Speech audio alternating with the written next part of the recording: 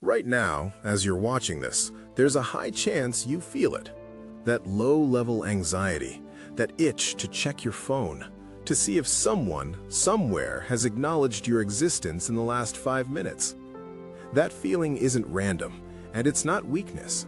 It's the symptom of a lie you were taught. The lie is this: that you need people to be happy, that loneliness comes from being physically alone. It doesn't. Loneliness is a perception problem you've been misdiagnosing as a people problem. And the more you try to fix it with validation, the worse it gets. Here's what's actually happening in your brain. Your nervous system can't tell the difference between real danger and perceived social threat. So when you're alone and you interpret that as "I'm disconnected," your brain releases cortisol, the same stress hormone you'd get if your life were actually at risk. But the threat isn't real. The isolation isn't real. Your judgment is what's triggering the response. Epictetus nailed this 2,000 years ago. Men are disturbed not by things, but by the views which they take of them. You're not disturbed by being alone. You're disturbed by the belief that being alone is bad. And this is where most people trap themselves. You feel that cortisol spike, that discomfort, and immediately reach for your phone. Scroll, text, check. You're treating the symptom instead of the disease. Every time you reach for external validation to calm that anxiety, you reinforce one destructive equation in your brain. Alone equals danger. You're training yourself to escape solitude instead of leverage it. Sartre said it bluntly: if you're lonely when you're alone, you're in bad company. The problem isn't the absence of people, it's the absence of a cultivated relationship with yourself. Think about the last time you were fully absorbed in something meaningful. Time disappeared. You forgot to check your phone. Loneliness didn't exist. That's not an accident. Your brain has limited bandwidth. It can either be creating or monitoring its social standing. Loneliness happens when all your attention is spent tracking validation instead of building something real. Here's the critical distinction most people never make. Loneliness and solitude are the same situation, interpreted differently. Loneliness is scarcity. Solitude is abundance. Loneliness focuses on what's missing. Solitude focuses on what becomes possible when distractions are removed. You're not trying to eliminate alone time, you're upgrading it, from empty space to prime real estate. Rule 1. Become your own best host. Most people treat being alone like a prison sentence. They're counting minutes until escape. But imagine this instead. What if you treated yourself like an honored guest? Start with the basics. How do you speak to yourself when no one's listening? Criticism? Impatience? Contempt?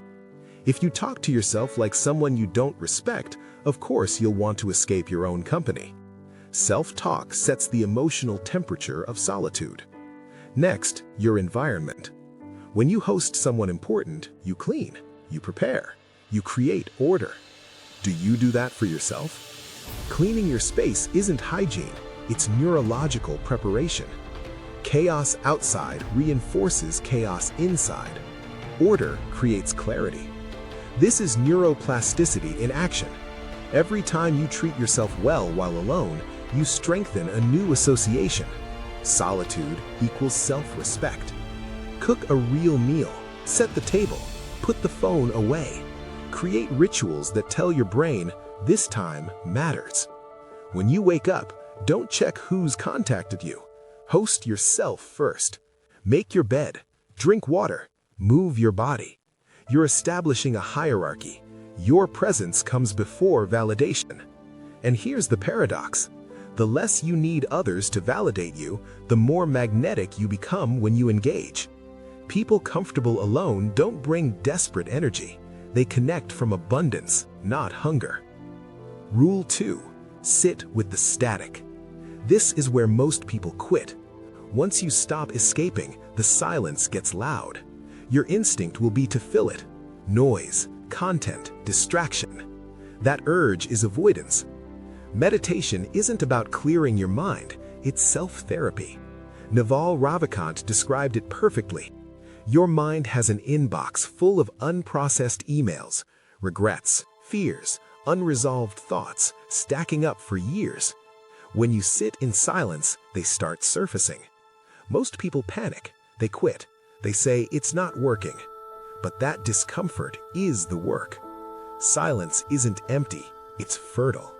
Studies show silence stimulates hippocampal growth, the part of your brain tied to learning, memory, and insight. When external input stops, internal intelligence wakes up. Stop running from yourself, and you'll discover resources you didn't know you had. Here's the unfair advantage now. Loneliness was never about other people. It was a misperception. Solitude is leverage. It's where you build the version of yourself that no longer begs for validation. Your ability to be content alone determines the quality of every relationship you'll ever have. You stop needing people, which is exactly what allows you to truly enjoy them. Silence isn't your enemy, it's your edge. Remember to subscribe for more of this content.